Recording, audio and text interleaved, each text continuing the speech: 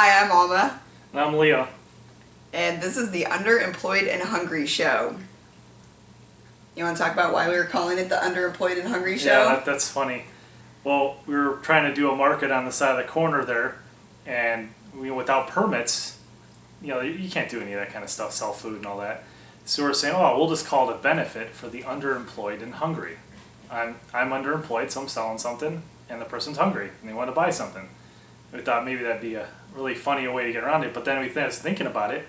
We're all really underemployed and hungry, just in different ways. So when he says the market there, he means we set up on many different corners, or we're in the process of setting up on multiple corners. We have set up in a Title Max property. There's some people that are very willing to just let you set up on their property, in their parking lot, without any kind of permits or business license or proof of what you do for a living. So we're trying to find more people like that, and we're also trying to find locations where we can just set up. So it depends on whatever's going on, where we're at, where we're around town, and we just pick new places. Yeah, so basically we're trying to create a culture where people stop asking permission to do normal human functions like trade.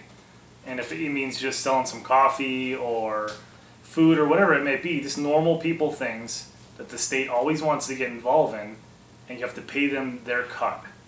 And it just shouldn't be that way, so we want to try to find a way around it.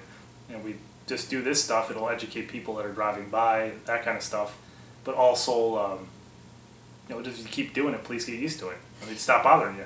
Even things like getting a food handler's card for frying corn dogs or making coffee or whatever it is that you decide to cook on the side of the road, if that's what you are marketing, or if you're hungry, maybe you just want to set up and cook, and maybe someone else is hungry too, so maybe you can help that person out. And isn't it our decision as responsible individuals who rule themselves to be able to make a decision if we want to eat somewhere or not, or know where our food comes from by asking that person, instead of relying on a government agency to magically give us all the information and we should trust them. Yeah, another thing too is when you get all these permits and inspections and all that stuff, what the government is telling people that they're not smart enough to make that decision for themselves.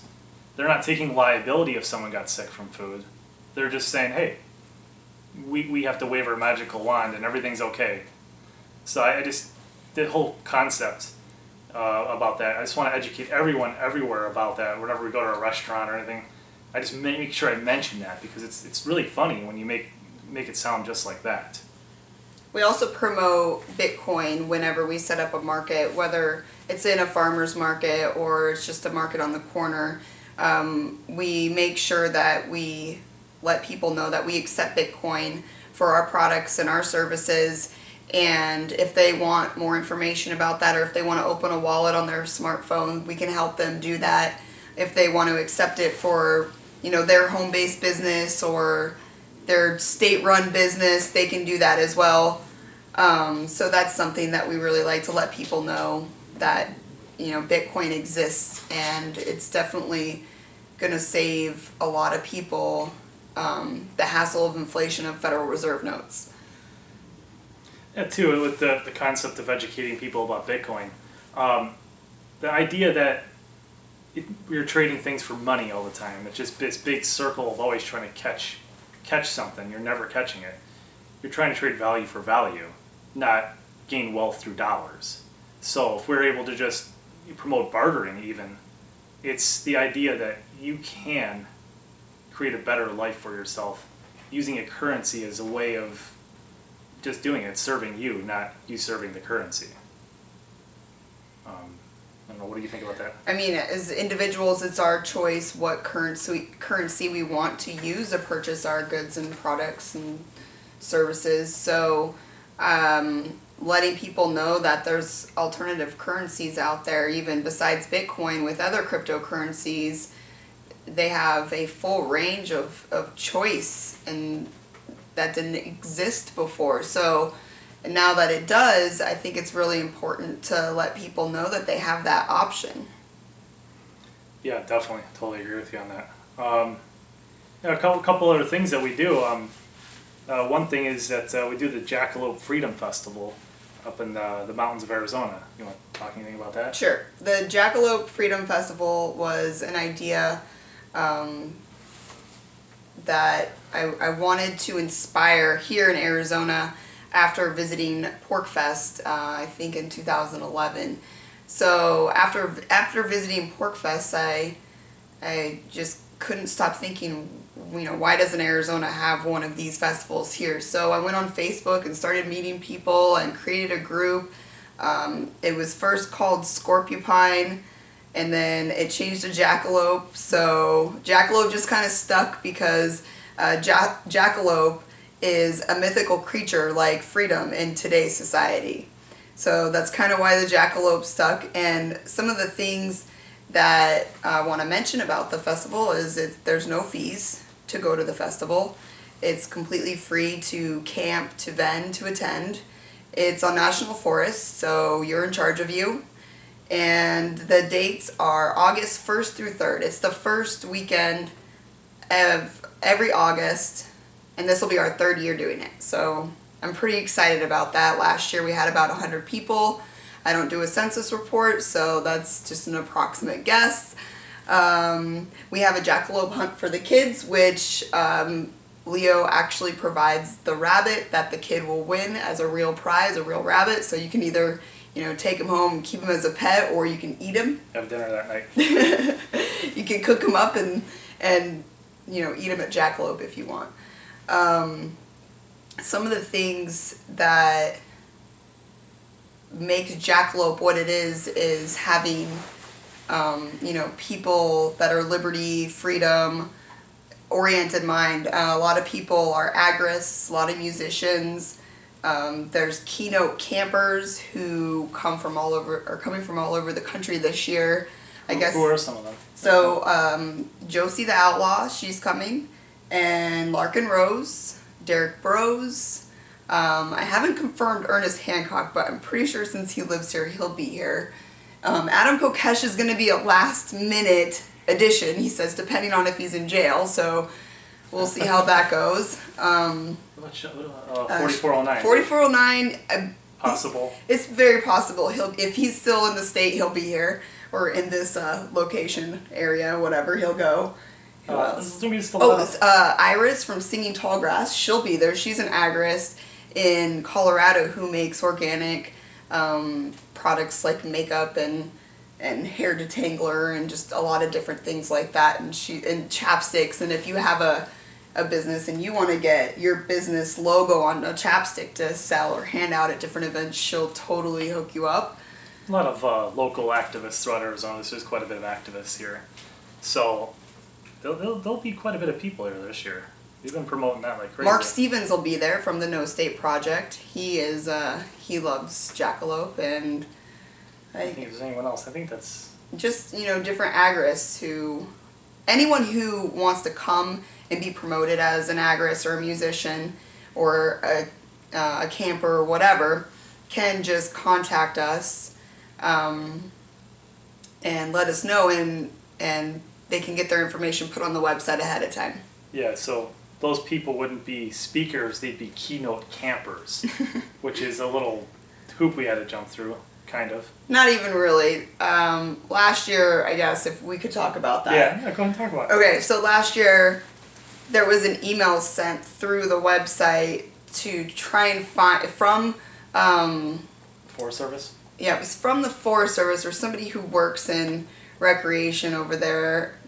They were trying to contact an official person in charge so they could send this official letter and basically stating if your event has this amount of people, you need a special use permit, etc., etc. Well, this was the second year we had done the festival, and I had Ernest Hancock call, and as a journalist, he just asked them questions like, we did this last year, just a bunch of us going camping, and and why do you care this year and you didn't last year? And they mentioned something about like the website looking organized. There was some information like we had drawn a map and put where agorists were camped at, you know, the year before, and that was on the website. So there was some wording and stuff that was changed later on, including calling it a non-event. Didn't he like make a point of telling them that no one's getting a permit? It's just they're gonna have to get over it. I think he said something about that. He talked to them a few times, and he just explained to them that there is no one in charge, and there's a bunch of friends I just met. I just happen to be camping in a very popular area. It's a very hard concept for them to understand. No one being in charge, but that's how you remain free. Is no one's in charge of you. So I have a shirt that says. Sorry. No, it's okay. I have a shirt that says "Special Agent Not in Charge," and I get it from Ernest Hancock. He, had the idea. You always want people just to give in and get their permit. It's like a mind game to say they're over you, they rule you, and you're under them with the permission slip. And that's what permits are, just permission slips. They want to know, like, they have a whole list of questions they want answers to, including, like, sanitation things. Well, we know if we're going to have a bunch of people out there and we want some kind of privacy, we should get porta potties. So we have the last 2 years, and we will again this year. Just need to get some donations for the porta potties. Yeah, a donation fund is set up every year, and there will be another one. So people who really appreciate porta potties can donate, and it's voluntary. So yeah, and the thing is, like, if not, I mean, there's miles and miles of forest everywhere. It's primitive camping though. There is no facilities like showers or actual bathrooms there. So that's where the donations for porta potties is important. It makes it a little bit more of an enjoyable thing. But however, I do have a shower that we built last year. So we brought it last year, and it was really nice. Because some people, the festival's only Friday, Saturday, and Sunday, but a lot of people come up early and a lot of people stay late. So it's very open-ended, open beginning, and you can pretty much do whatever you want. Yeah, some people bring RVs too. So, I mean, someone's talking about renting out shower space and stuff like that. But, Arizona is a little different than a lot of places as far as that goes. When you're outside of the Phoenix metro area, it's pretty much wilderness. I mean, you're lucky to have roads through half the state. So you're out there. I mean, there's one U.S. highway going close to it, U.S. Highway 260, but it's like 7 miles off that road. It's pretty far back into the forest.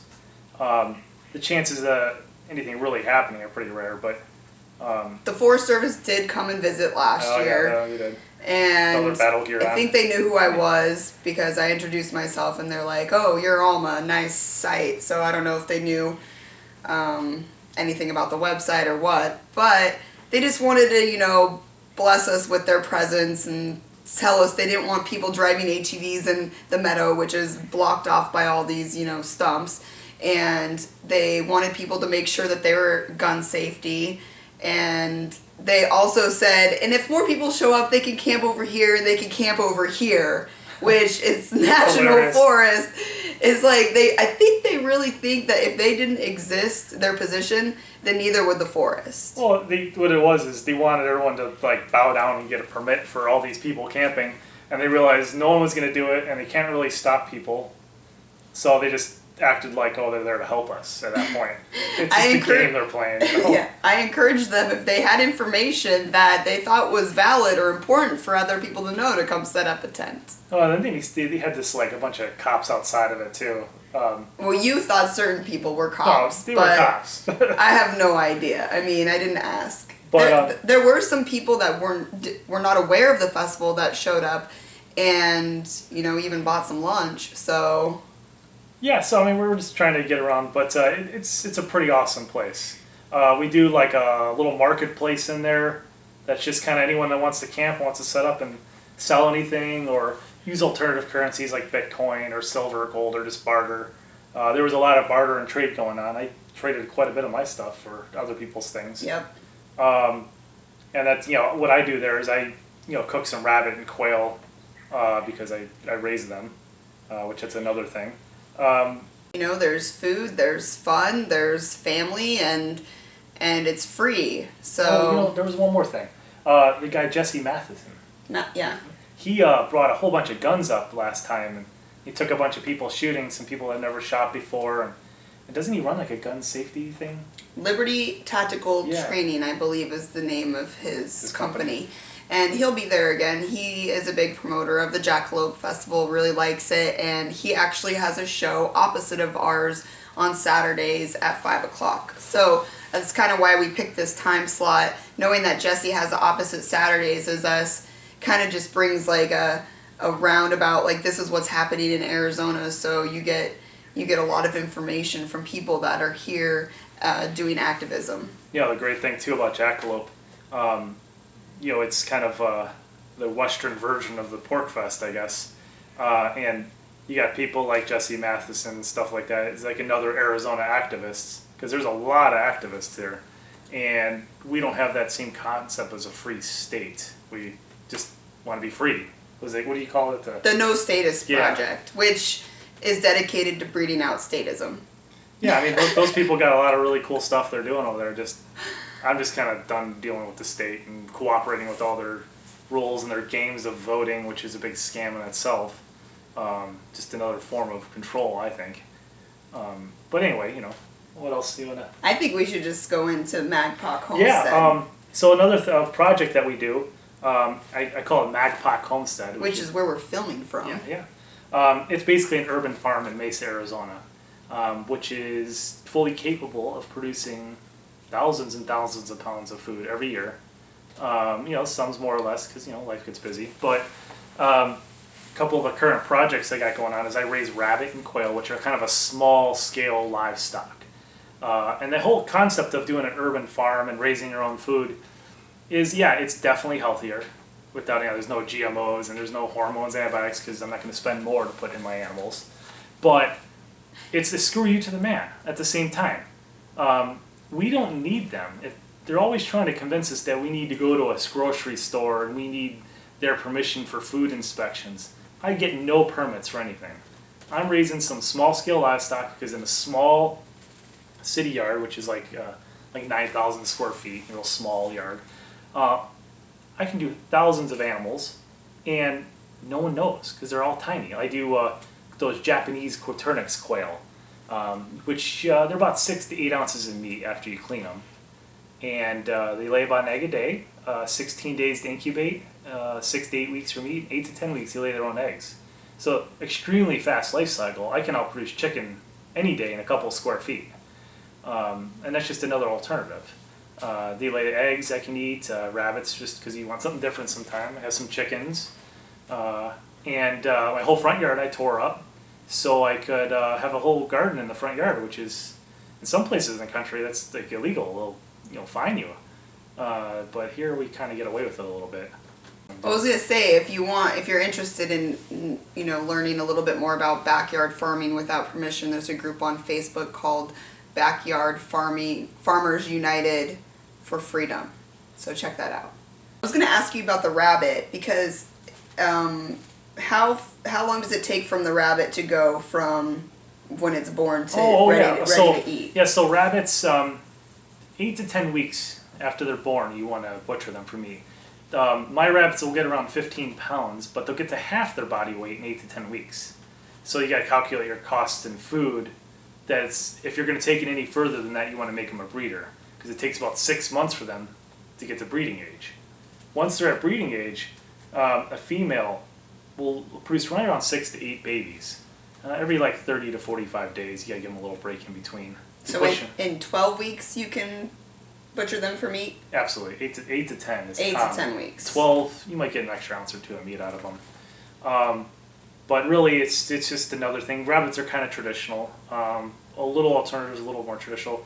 The alternative thing I do, which is the Coturnix quail, which is kind of new. I mean, they farm them pretty commonly in Asia. They've ate them for thousands of years. And here it's kind of new in the U.S., so I'm kind of becoming like the quail guy in Arizona. What else do you think? Well, food production goals. So your food production goals... I'm going to try to shoot for right around 100,000 pounds of food out of this yard every year. Including produce and including meat. Vegetables, meat, and we're going to throw some aquaponics in here. And so we're going to do aeroponics is upcoming projects that we got. Some other upcoming projects, I'm going to do some methane production, some ethanol in the backyard, maybe a solar steam generator. Self-cleaning systems. Yes, that's one problem. When you do urban farming, cleaning cages is just a huge amount of work. It takes hours every week, especially when you have hundreds and hundreds of animals. So, innovation necessity is forced innovation. So I'm actually designing a bunch of self-cleaning cages which will produce their own food, clean themselves, and produce their own fuel off of the methane and the manure. So it's actually a pretty, and that cage will also grow its own food. Right. We just finished a shade structure yesterday, and we're going to be installing misters later today. Yeah, that shade structure is the entire backyard. Yeah. It's like 30 by 20. Which in Arizona, we really, really need shade. Yeah, yesterday it was 111 here, and we were working outside, and you can't even work, past 11. Yeah, so the shade will cut it about 10 degrees underneath it. So Mister's even more so, I assume. It makes outside comfortable. It's still hot. It's not air conditioning, but we need the room to build projects, so we'll be outside, and we'll be able to do that because now the temperature won't be so blazing hot, and it'll give us a lot more time to work and room to work on these other projects that we're building or creating or inventing. Yeah, like I said, projects, ethanol, methane production, just a lot of produce, seed starters we're going to be doing. It's all of a philosophy of you can do it yourself. You don't need anyone's permission to do this stuff. If you don't want to do it, make sure you get it from a farmer or some small guy around you that's not asking permission himself. So we want to promote the alternative economy like that. If anyone wants to see more specifically what we're doing on the homestead, they can visit Magpoc Homestead on Facebook. Another thing too is sign back here as we do another side project is Bitcoin excursions. We give people guided hikes and tours and jeep tours of the Arizona wilderness because it is such a unique, amazing, beautiful place, and most people in Arizona aren't even from here. I'm not from here originally, so it's kind of a unique thing. And then we prefer Bitcoin as payment. On a Bitcoin excursion and you're in Arizona, call us. Yeah, we'll take you out. We'll show you a real cool time. Well, I was just going to mention Josie's shirt. Oh yeah, it's right here. I made this shirt for Josie the Outlaw. If you don't know who she is, go check out her YouTube videos. It's an anarchist voluntary symbol with the 3 for agorism. That's the Agorist Marketplace logo. And on the back it says, "Silly statist, taxes are for slaves." And it has hashtag Jackalope Freedom Festival. So I made this shirt for her to wear at Pork Fest to promote coming to Jackalope and hanging out with us and camping up north because it's awesome and it's cool. There's no humidity and it's beautiful. Yeah, it's right off the side of a town called Forest Lakes up in the mountain, and it's sitting right around 7,500 feet in elevation, so it'll be like 75 degrees there when it's 115 degrees in Phoenix an hour away. So that's another benefit. We don't have the humidity like New Hampshire does at Pork Fest. Since I quit my slave job 2 years ago, and Leo recently quit his slave job, we've been working for ourselves, doing the homesteading, doing Bitcoin excursions, creating, inventing, coming up with different agorist businesses that will educate and keep us surviving at the same time. And so one of the things that we do is we visit restaurants during lunch, and we videotape conversations with either the business owners or the waitresses, and we ask them if they've heard of Bitcoin, and if they're a waiter or a waitress, we suggest, opening a Bitcoin wallet either on their smartphone. If they're not allowed to carry their phone around at work, they can always, create a QR code and print it out and put it on their shirt or a button or whatever, and let their customers know that, hey, I accept Bitcoin tips. So this is something that we do almost every single time we get a chance to go out and speak with anyone at a restaurant or other business. Even when we get cups of coffee, which we did just about an hour ago, talked to a donut shop about that, and they seem pretty interested. We have pretty good success getting people to open wallets on the spot there and pay for our meal, or at least the tip we try to do. That's the easiest one to get people to do, is you take Bitcoin for a tip. Talk them a little bit about it, give them a little education, And usually most people only give like, $5 or so for a tip during lunch. It's not going to kill the waiter to lose $5 or FRNs. Especially not if Bitcoin keeps going up. He's going to be really happy that he took that tip in Bitcoin, because maybe now he can go afford, something on Overstock or Tiger Direct or anywhere. We do make sure we Overstock accepts it. We just tell them all the different things you can buy with Bitcoin, and most people are pretty surprised, especially do a little research on it, and it's a pretty easy thing to do. I think Yelp adding it as a currency is definitely going to educate a lot of people when they're looking at businesses or they see a business that accepts Bitcoin. It's definitely going to trigger something in their mind like, what's this currency, So that's pretty cool that they're doing that. We leave a flyer with them every time, which is... It's the Bitcoin Quick Start Guide that Dobby Barker created from Bitcoin Not Bombs.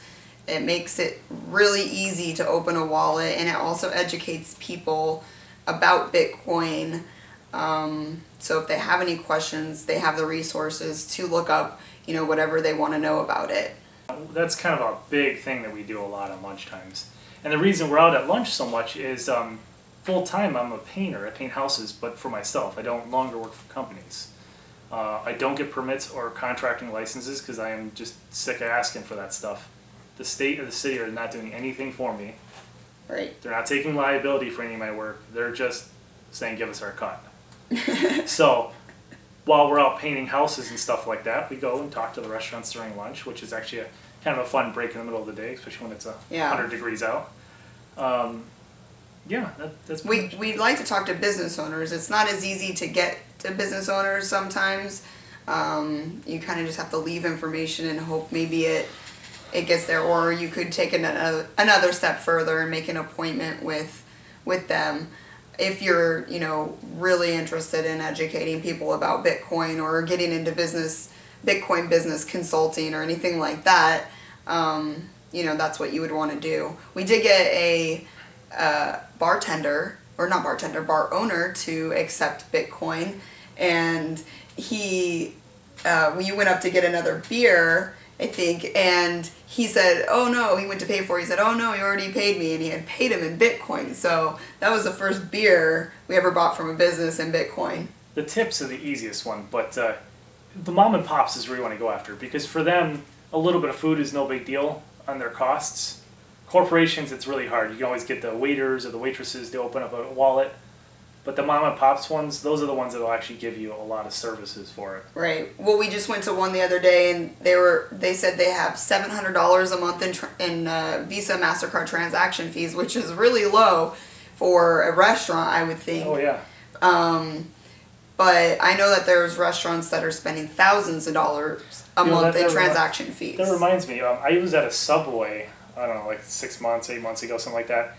And I was talking to the owner of that Subway about accepting Bitcoin. And he said he spent $24,000 a month in transaction fees. And when you talk to the transaction fees, those are the ones that really get to the people.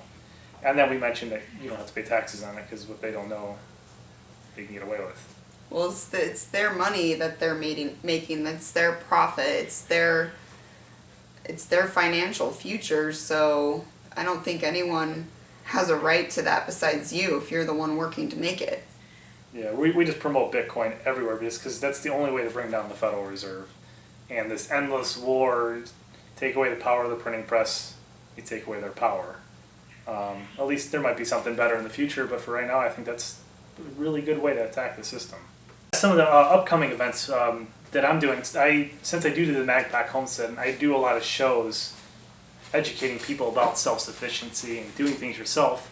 I recently did the Prepper Fest, which was a pretty big deal in Arizona here. There was quite a few thousand people there. Just a lot of people doing what I'm doing. Some things are solar, some things are corporations are selling stuff. But for the most part, it was a lot of people teaching self-sufficiency and survival things. Some people are telling you to get permission from the man to... Oh, yeah. That's a unique thing. When you got the prepper, survivalist, freedom activist community, half of them don't get it. They think they need to survive because the Muslims are going to come and get them. And the other half are complete freedom-oriented anarchist type people are like, we don't care, we don't want the state. This is why we're learning to do this. So, I mean, even there, I had a couple guys that do similar things to me talk about, oh, they're getting USDA permits so they can sell rabbits. And I just had to kind of go off on them a little bit saying, hey, you just gave them permission to come in and bother you. And they're not going to let you do that anyway. You have big guys like Tyson Chicken or something that'll come after you. You just got to do it, not ask permission. It's the only way to actually be free. So if they try to keep their form of legitimacy, they have to leave you alone. If not, they're coming after you for things like raw milk and stuff, and they just look like the bad guys. Anyways, upcoming events. I did the Prepper Fest. So speaking at the Prepper Fest is what somebody saw you speak. Yeah. And you were very open about your philosophy about slavery and being enslaved and not being enslaved. Yeah, everyone always asks me when I'm doing little speaking events, what are the regulations for raising quail and rabbits? Which, it's like they walk right into it. They say, what I tell them is, free people don't ask permission. If you're asking permission, you deserve to be told no. And people that ask permission are slaves. Now, I'm not a slave. I don't ask permission. Which I'm sure probably offends some people, but they're probably slaves if they're offended. And I do find it a little bit funny, so I have to keep doing it. They might think you're rude. Maybe. I don't care.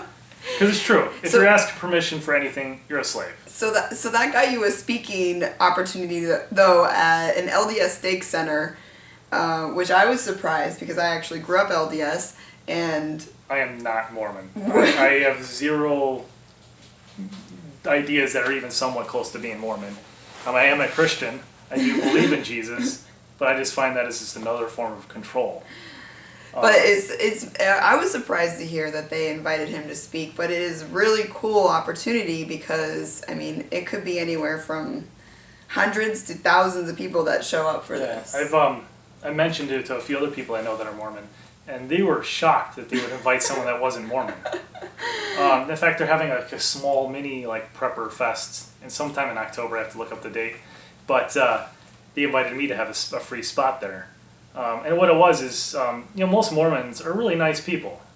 And for some reason in Arizona, they're a little bit separatist. They really believe in this whole, being left alone, to leave me alone-ness type concept. Yeah, I would say it's 50-50. Maybe. There's those who really support obeying authority, and then there's the ones who are more, it just depends on their... We have friends that are Mormon that are freedom activists. They just want to be left alone. And yes. I don't have to agree with their ideas. They leave me alone, I leave them alone, and we all live together in a good voluntary community. Yep. So yeah, I'm doing that thing. Also, I'm going to be at the Jackalope Freedom Festival. I'll be cooking some rabbit and quail, and we're looking into trying to get a pig to roast there. We're seeing how that's going to go. We should have bought it earlier. There's a couple places in Arizona that don't put any hormones or anything in the pigs, and we should have purchased it earlier probably, but hopefully we'll still get our hands on one. I don't see a problem. Maybe we can go to the reservation and get it. I'm sure we'll find something.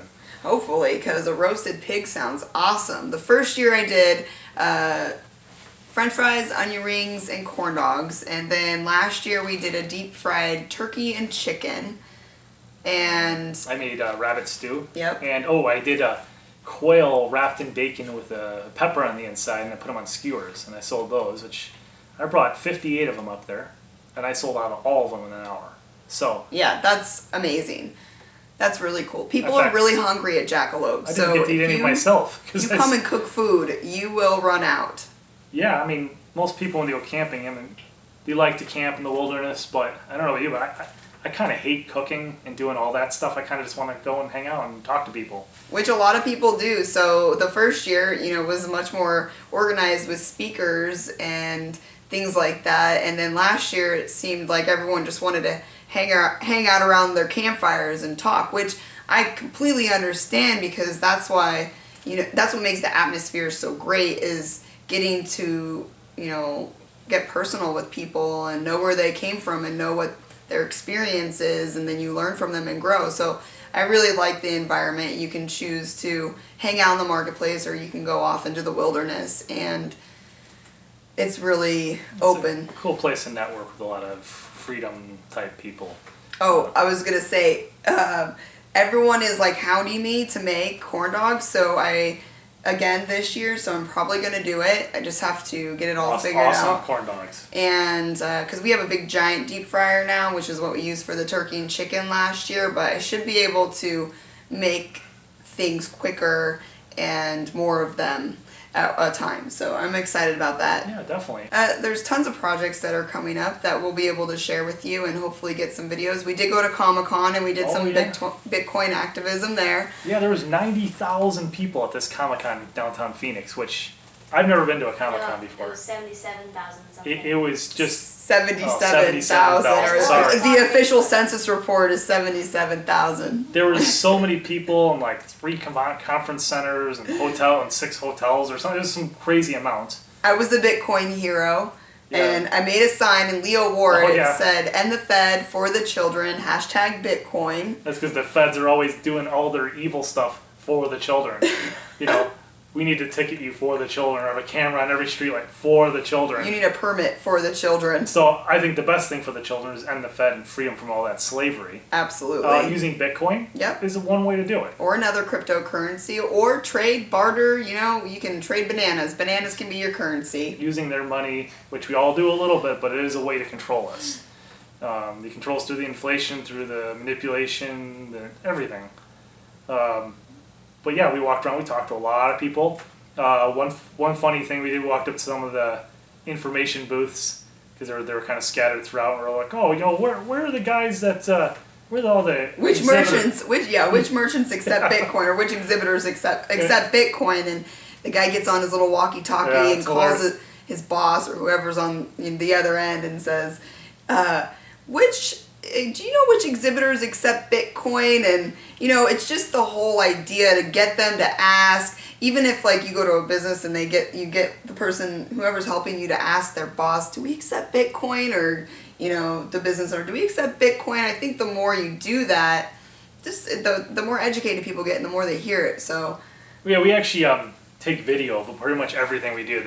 The afternoon activism at lunch, we did a ton of video at Comic-Con, which we could put some of those up later at a date, or put them on a website. We'll figure that out. We're still working out some audio issues. Yeah, but it was very loud in there, and we didn't realize how much it would overwhelm the speaker or the microphone. Yeah, you definitely need separate mics. So. But that was really fun to do that. What was the other thing? Oh, we talked to a guy who owns the older gentleman that owns not karate, but I don't even want to say it. It's Jiu-jitsu. Thank you. Oh, yeah. When I had my little sign on Bitcoin for the kids thing. He knew what Bitcoin was. He knew what it was, but last time he checked on it, was trading for $8. $8! So it was a little while ago. But he was really into it. We talked to a guy that owns one of the exhibitors. Like, he took pictures of people doing, comic book fight scenes. Yeah. Which we got one of those too. You basically would get your picture taken with a backdrop behind you, and they had 2 of them set up, and they had video screens that you could see the images that were being taken before, like while you're waiting in line, you could see the images of the other people that had gone before you. And they had 2 backdrops so that there was basically no wait, and it was $2 for a lanyard and 2 photos. But we used the same backdrop. The first one was just for their advertisement, and the second backdrop was for the photos, and you got 2 photos. And it was $2. Actually, I have it right there. You want to grab it? We can put it in front of the camera? We can, or we can just add it into the video later, whichever. But he was very into accepting Bitcoin. Yeah.